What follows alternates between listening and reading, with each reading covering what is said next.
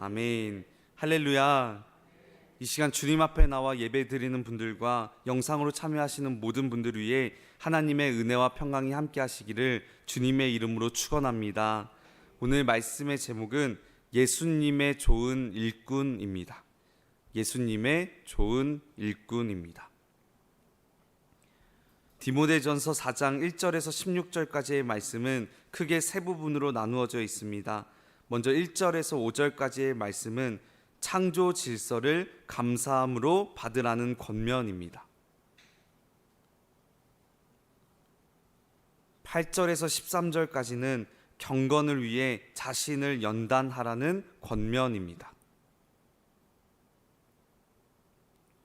14절에서 16절까지는 본이 되고 말씀 사역에 전념하라는 권면입니다. 여러분, 디모데전서는 바울이 정말로 사랑하고 아꼈던 제자이자 동역자인 디모데에게 쓴 목회 서신입니다. 바울은 디모데가 좋은 양육을 받아서 그리스도의 신실한 일꾼이 되기를 바라는 마음으로 이 서신을 쓴 것이죠. 디모데전서는 크게 전반부 1장에서 3장과 후반부 4장에서 6장으로 나눌 수 있습니다. 우리가 지금까지 살펴봤던 전반부에서는 교회의 본질 및 내용들을 다루고 있습니다. 그래서 바울은 1장 말씀을 통해 복음의 진리를 지켜낼 것을 당부했으며 2장 말씀을 통해 교회를 지키는 힘이 어디로부터 나오는지 가르쳐 주었습니다. 그리고 3장 말씀을 통해 영적인 리더가 되기 위한 조건에 대해서 설명해 주었습니다. 그리고 오늘부터 살펴볼 후반부는 영적인 리더의 자세에 대해 다루고 있습니다. 즉, 우리가 교회를 지키고 복음을 지키기 위해 무엇을 힘써야 하며 어떤 자세와 가치관을 가져야 하는지 중심적으로 다루고 있습니다. 특별히 성도들이 이단의 잘못된 교리에 미혹되지 않고 끝까지 믿음을 지킬 수 있는 실질적인 비결에 대해 다루고 있습니다. 여러분, 우리도 마찬가지입니다. 세상은 끊임없이 우리의 믿음을 흔들려고 하고 우리의 신앙을 흔들려고 할 것입니다. 이때 우리가 예수님의 좋은 일꾼으로서 어떠한 자세를 가져야 될까요? 오늘 말씀을 통해 영적인 교훈을 얻고 기도의 제목을 삼고자 합니다. 첫째로, 하나님의 것을 감사함으로 받습니다.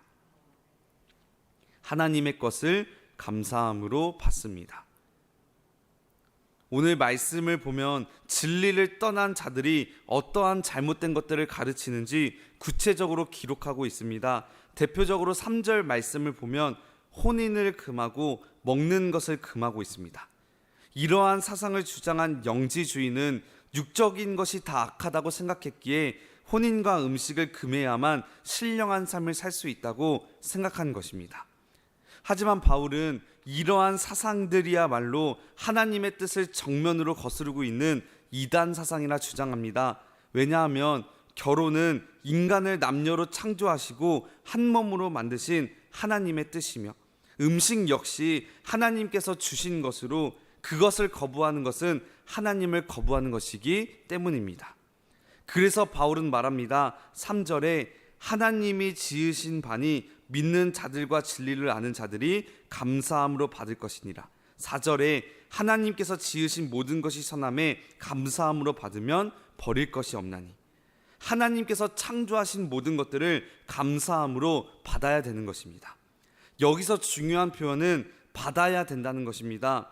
여러분, 기독교의 중요한 원리는 받는 것입니다.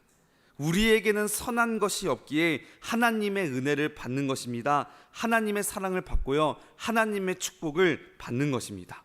죄의 용서함을 받고요, 하나님의 응답을 받는 것입니다. 이러한 하나님의 은혜와 축복을 우리가 감사함으로 받아야 되는 것입니다. 그래서 요한복음 1장 12절 말씀, 영접하는 자 곧 그 이름을 믿는 자들에게는 하나님의 자녀가 되는 권세를 주셨으니. 여기서 영접한다는 것이 곧 받는 것입니다.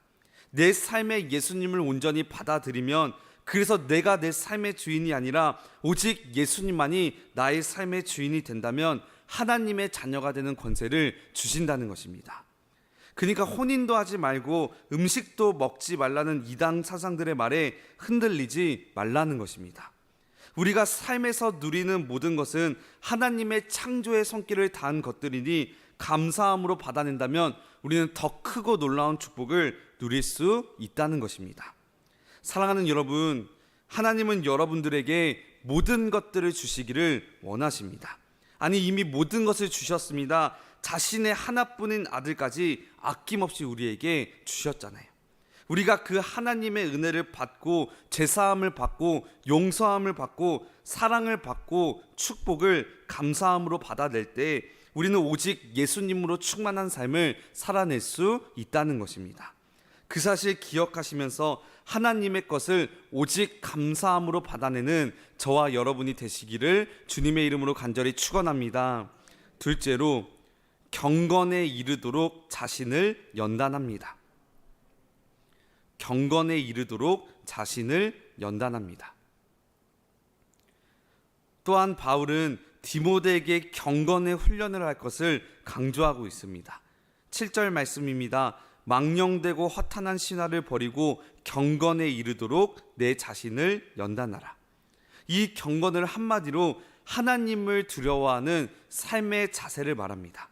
어떠한 상황 가운데서도 하나님을 의식하는 것입니다. 하나님을 의식하며 하나님을 두려워하는 사람들이 오직 말씀대로 살려고 애쓰는 마음의 태도가 바로 경건인 것입니다.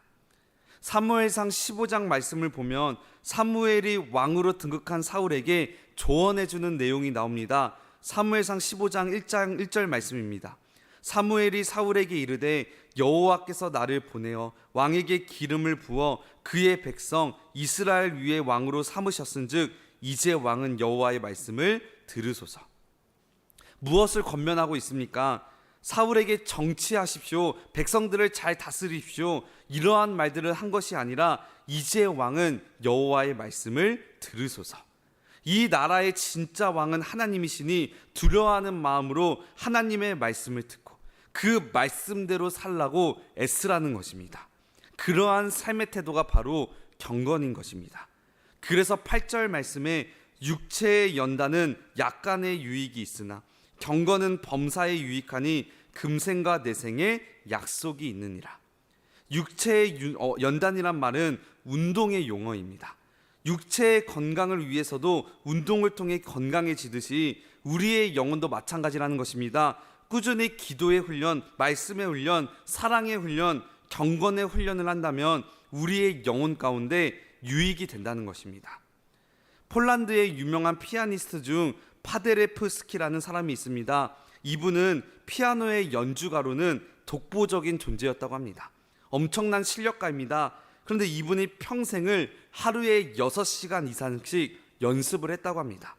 그래서 누군가 그에게 물었습니다. 이미 지금도 독보적인 존재인데 뭐가 더 필요해서 연습을 합니까? 그러자 그가 대답합니다. 하루를 연습하지 않으면 내가 알고, 이틀을 연습하지 않으면 평론가들이 알고, 3일을 연습하지 않으면 관객이 안다네. 그래서 이분이 최고가 된 것입니다. 우리도 마찬가지입니다.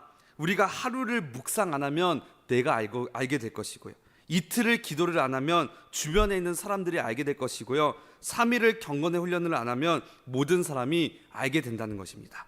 그만큼 경건의 훈련이 중요하다는 것입니다. 그 사실 기억하시면서 매일의 경건의 훈련을 통해 우리의 영혼이 날마다 살아나는 역사를 경험하게 되는 저와 여러분이 되시기를 주님의 이름으로 간절히 축원합니다. 끝으로, 믿는 자에게 모범이 됩니다. 믿는 자에게 모범이 됩니다. 사도 바울은 마지막으로 에베소에 사역하고 있는 디모데의 권위를 위한 권면을 하고 있습니다. 12절 말씀입니다.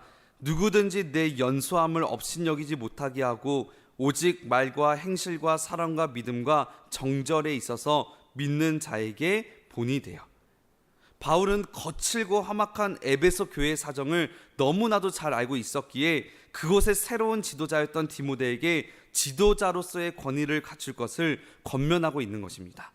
그렇다면 권위가 세워질 수 있는 비결이 무엇일까요? 모범을 보이라는 것입니다. 오직 말과 행실과 사랑과 믿음과 정절에 있어서 믿는 자에게 본이 되라 말하고 있다는 것입니다. 여러분, 지도자의 권위는 겉모습에서 나오는 것이 아닙니다. 하나님께서 허락하시는 참된 권위는 우리의 말과 성품과 행동에서 나오는 것입니다. 그렇게 우리의 겉모습이 아닌 우리의 영혼을 가꾸어야 합니다. 이기적인 말이 아닌 사람을 살리는 말을 하며 상처 주는 행동을 하는 것이 아니라 사랑하며 살아갈 때 우리의 권위는 자동적으로 세워지게 되어 있습니다. 예수님을 보십시오. 예수님은 정규 교육도 받지 못하셨기에 그 어떤 학위증도 있지 않으셨습니다. 끼니조차 무화과 나무를 뒤져야 할 만큼 가난하셨기에 먼 길도 항상 걸어 다니셨습니다. 또한 세상의 권력자들보다는 오히려 힘없는 어린아이들과 병자들, 버림받은 사람들과 늘 함께 계셨습니다. 그러한 겉모습에도 불구하고 주님의 책망 앞에 모든 사람들이 두려워했습니다. 아무도 예수님의 말씀의 권위에 도전하지 못했습니다. 왜냐하면 주님은 말씀과 삶이 완전히 일치하셨습니다.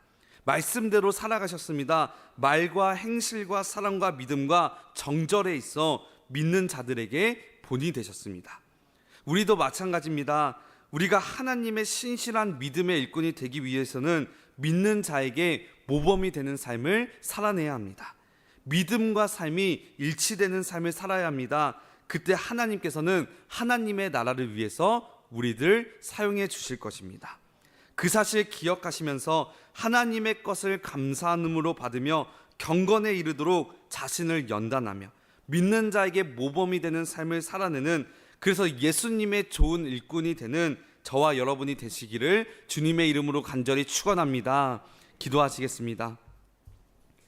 사랑과 은혜가 많으신 하나님 아버지, 이 새벽 주님 앞에 나와 예배하게 하여 주시고 말씀을 통해 예수님의 좋은 일꾼이 되기로 결단하게 하여 주심에 참으로 감사드립니다. 이 시간 우리의 마음 가운데 역사하여 주셔서 주님 앞에 겸손히 낮아질 수 있도록 인도하여 주시옵시고, 그래서 하나님의 은혜와 사랑과 용서와 자비와 축복을 감사함으로 받아들일 수 있도록 인도하여 주시옵소서. 특별히 경건의 능력이 우리의 삶 가운데 넘치기를 간절히 소망합니다. 하나님을 경외하고 두려워하는 마음으로 기도와 말씀 훈련에 늘 힘쓰게 하여 주시옵시고, 특별히 우리의 삶이 예수님께서 기뻐하시는 삶이 되어서 믿는 자에게 모범이 될 수 있도록 인도하여 주시옵소서. 이 시간 귀한 마음으로 하나님 앞에 예물을 올려드린 손길이 있습니다. 주님께서 기뻐 받아 주시옵시고 드린 손길마다 하늘의 신령한 복과 땅의 기름진 복을 누리는 삶이 될 수 있도록 인도하여 주시옵소서. 우리 주 예수 그리스도의 이름으로 기도하옵나이다. 아멘.